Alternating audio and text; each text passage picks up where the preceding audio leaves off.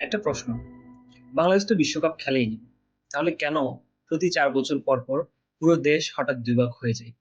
কেন রাত 3টায় মানুষ ঘুম ছেড়ে খেলা দেখে?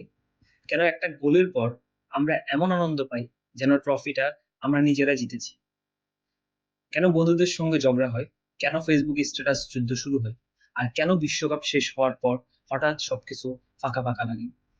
আরো অবাক করা একটা প্রশ্ন, মেসি বা নেইমার আপনাকে চেনেন না, তবুও তাদের কান্নায় আপনার চোখে জল আসে কেন? তাদের জয়ে আপনি এত খুশি হন কেন? আসলে বিশ্বকাপের সময় আমরা শুধু ফুটবল দেখি না, আমাদের মস্তিষ্কের ভেতরে এমন কিছু ঘটে যা হাজার বছর ধরে মানুষের বিতর্কের সঙ্গে জড়িত। আর আজকের ভিডিওতে আমরা জানবো কেন বাংলাদেশের মানুষ বিশ্বকাপ হলে এত আবেগপ্রবণ হয়ে যায়, কেন আমরা অন্য দেশের পতাকা নিয়ে গর্ব করি, কেন একটা ম্যাচের ফলাফল আমাদের পুরো দিনের মুড বদলে দিতে পারে। আর ভিডিওর শেষে আমি আপনাকে এমন একটা প্রশ্ন করবো যেটার উত্তর হয়তো আপনার নিজের কাছেও নেই। তাই ভিডিওটি শেষ পর্যন্ত দেখুন, কারণ আমি নিশ্চিত শেষ 1 মিনিট আপনার বিশ্বকাপকে দেখার দৃষ্টিভঙ্গি বদলে দিতে পারে। আর শুরুতেই একটা প্রশ্ন, আপনি কোন দলের সমর্থক? ব্রাজিল নাকি আর্জেন্টিনা? আর কেন? কমেন্টে লিখতে পারেন, দেখি আমরা কোন দলের সমর্থক বেশি। বিশ্বকাপ শুরু হওয়ার কয়েক সপ্তাহ আগে থেকেই বাংলাদেশের চিত্র বদলে যায়। গ্রামের রাস্তা, শহরের ছাদ, চায়ের দোকান, বিশ্ববিদ্যালয়ের হল, অফিস, সব জায়গায় যেন একটাই আলোচনা, ব্রাজিল নাকি আর্জেন্টিনা। কেউ বিশাল পতাকা বানাচ্ছে, কেউ বাড়ির ছাদ রং করছে, কেউ আবার বন্ধুদের সঙ্গে বাজি ধরছে। কিন্তু কখনো কি ভেবে দেখেছেন আমরা কেন এমন এক দেশের জন্য এত আবেগ অনুভব করি? যেখানে আমরা জন্মাইনি, যেখানে আমাদের কোনো আত্মীয় নেই, যেখানে হয়তো আমরা কোনদিন যাবো না। তাহলে কেন? এর উত্তর লুকিয়ে আছে মানুষের সবচেয়ে গভীর মনস্তাত্ত্বিক চাহিদার মধ্যে। মানুষ একা থাকতে পছন্দ করে না, মানুষ চায় কোনো কিছুর অংশ হতে, কোনো দলের অংশ হতে, কোনো পরিচয়ের অংশ হতে। মনোবিজ্ঞানে এটাকে বলা হয় সোশ্যাল আইডেন্টিটি, অর্থাৎ আমরা নিজেদের পরিচয় তৈরি করি বিভিন্ন দলের মাধ্যমে, ধর্ম, জাতীয়তা, রাজনীতি, এমনকি ফুটবল দল নিয়ে। তাই যখন কেউ আপনাকে বলে আমি আর্জেন্টিনার ফ্যান অথবা আমি ব্রাজিলের সাপোর্টার, তখন সে শুধু একটা দলকে সমর্থন করছে না, সে নিজের পরিচয়ের একটা অংশ প্রকাশ করছে।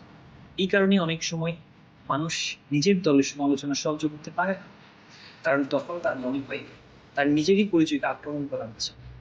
এখন একটা প্রশ্ন, আপনি কি ছোটবেলা থেকে একই দলের সমর্থক নাকি মাঝপথে দল পরিবর্তন করেছেন? সত্যি করে বলুন তো, কমেন্টে লিখুন। আপনি নিশ্চয়ই এমন কাউকে চেনেন যে বিশ্বকাপের সময় হঠাৎ করে আপনার সবচেয়ে বড় শত্রু হয়ে যায়। হয়তো আপনার সবচেয়ে কাছের বন্ধু, হয়তো আপনার ভাই, হয়তো আপনার বাবা, হয়তো আপনি ব্রাজিল আর সে আর্জেন্টিনা। মজার ব্যাপার হলো, বিশ্বকাপের সময় অনেক বন্ধুত্বের ফাটল হয়, অনেক পরিবারে তর্ক হয়, অনেক মানুষ কয়েক কথা পর্যন্ত বলে না। কিন্তু কেন? কারণ আমাদের মস্তিষ্ক পৃথিবীকে দুই ভাগে ভাগ করতে ভালোবাসে, আমরা আর ওরা। এটা মানুষের বিবর্তনের অংশ। হাজার বছর আগে মানুষ ছোট ছোট দলে বাস করত। নিজের দলকে রক্ষা করা ছিল বেঁচে থাকার জন্য জরুরি। আর সেই প্রবৃত্তি আজও আমাদের মস্তিষ্কে রয়ে গেছে। তাই যখন দল জিতে, আপনার মস্তিষ্ক মনে করে আমরা জিতেছি। আর যখন প্রতিপক্ষ পারে, আপনার ভেতরে এক ধরনের বিজয়ের অনুভূতি তৈরি হয়। যদি বাস্তব আপনি মাঠে ছিলেন না। একটা প্রশ্ন, সত্যি করে বলুন, আপনি ফুটবল নিয়ে কখনো কারোর সঙ্গে ঝগড়া করেছেন? দেখি আপনারা কতজন ঝগড়া করেছেন। আচ্ছা, ধরুন ম্যাচের 90 মিনিট, স্কোর 1-1, পুরো বাড়ি নিস্তব্ধ, সবাই টেনশনে। তারপর শেষ মুহূর্তে গোল, হঠাৎ পুরো বাড়ি কেঁপে ওঠে।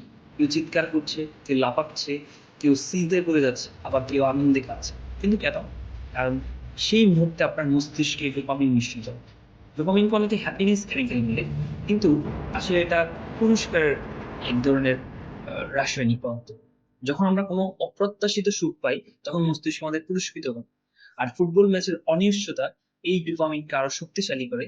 তাই শেষ মুহূর্তের গোলের যে আনন্দ, এটা অনেক বেশি তীব্র হয়। এই কারণে বিশ্বকাপের ম্যাচগুলো এত আসক্তিকর। এই কারণে আমরা বলি আরেকটা ম্যাচ দেখে ঘুমাবো, কিন্তু তারপর দেখি ভোর 4টা বাজে। এখন একটা প্রশ্ন, আপনার জীবনের সবচেয়ে স্মরণীয় বিশ্বকাপের মুহূর্ত কোনটি? মেসির ট্রফি নাকি ব্রাজিলের 7-1 হার, জিদানের হেড নাকি ম্যারাডোনার হ্যান্ড অফ গড? কমেন্টে লিখুন। এবার আসি সবচেয়ে অদ্ভুত অংশে। মেসি আপনাকে চেনেন না, নেইমারও না, রোনালদো না, তবুও তাদের জয় পরাজয় আমরা এত আবেগপ্রবণ। এর উত্তর হলো প্যারাসোশিয়াল রিলেশনশিপ। এটা এক ধরনের একতরফা মানসিক সম্পর্ক। বছরের পর বছর ধরে আমরা তাদের দেখি, তাদের সংগ্রাম দেখি, তাদের ব্যর্থতা দেখি, তাদের স্বপ্ন দেখি, তাদের ইন্টারভিউ দেখি, তাদের কান্না দেখি। ধীরে ধীরে আমাদের মস্তিষ্ক তাদেরকে নিজেদের পরিচিত মানুষ হিসেবে গ্রহণ করতে শুরু করে। তাই 2014 সালে মেসির হার দেখে অনেক বাংলাদেশি কেঁদেছিল। আর 2022 সালে মেসি যখন ট্রফি হাতে দাঁড়িয়েছিল, অনেক মানুষ মনে করেছিল অবশেষে আমরা জিতেছি। যদিও বাস্তবে মেসি জানেই না আমরা কে। এটাই মানুষের মস্তিষ্কের সৌন্দর্য। আমরা গল্ফের সঙ্গে যুক্ত হই, মানুষের সঙ্গে নয়। এখন একটা প্রশ্ন করি, বিশ্বকাপ শেষ হওয়ার পর আপনি কখনো খেয়াল করেছেন যে আপনার মন খারাপ লাগে, সবকিছু কেমন ফাঁকা ফাঁকা লাগে, যেন একটা উৎসব শেষ হয়ে গেছে? যদি এমন হয়ে থাকে তাহলে আপনি একা নন। কারণ বিশ্বকাপের সময় আমাদের মস্তিষ্ক প্রতিদিন উত্তেজনা, প্রত্যাশা এবং আনন্দের যে ডোজ তা পায়। হঠাৎ যখন সব শেষ হয়ে যায়, তখন সেই উত্তেজনাও শেষ হয়ে যায়, আমাদের মধ্যে সেই এক্সাইটমেন্টটা চলে যায়। আর তখনই তৈরি হয় এক ধরনের ইমোশনাল ভয়েড, এক ধরনের শূন্যতা, যেটা অনেক মানুষ অনুভব করে। তাই বিশ্বকাপ শেষ হওয়ার পর আমরা বলি, হা, আবার 4 বছরের অপেক্ষা। কিন্তু বিশ্বকাপের সবচেয়ে বড় রহস্য ফুটবল না, মানুষ। 4 বছর পর পর কয়েক সপ্তাহের জন্য কোটি কোটি মানুষ একই আবেগে অনুভব করে, একই ম্যাচ দেখে, একই স্বপ্ন দেখে, একই সঙ্গে চিৎকার করে, একই সঙ্গে কাঁদে, একই সঙ্গে হাসে। হয়তো পৃথিবীতে খুব কম জিনিস আছে যা এত ভিন্ন মানুষকে একসঙ্গে একই অনুভূতিতে বেঁধে ফেলতে পারে। হয়তো এই কারণে বিশ্বকাপ এত সুন্দর। কারণ কয়েক ঘন্টার জন্য আমরা ভুলে যাই চাকরির চাপ, পড়াশোনার চাপ, আমাদের ফাইন্যান্সিয়াল ক্রাইসিস, আমাদের ফেইলিওর, আমাদের ডিপ্রেশন, জীবনের হাজারটা দুশ্চিন্তা। আমরা আবার ছোটবেলার সেই মানুষটাতে ফিরে যাই, যে শুধু আনন্দ করে জানতো, যে শুধু স্বপ্ন দেখতে জানতো, আর সেই স্বপ্নের নাম বিশ্বকাপ। কিন্তু এখন আমি আপনাকে একটা প্রশ্ন করতে চাই, যেটা ভিডিও শুরুতে বলেছিলাম।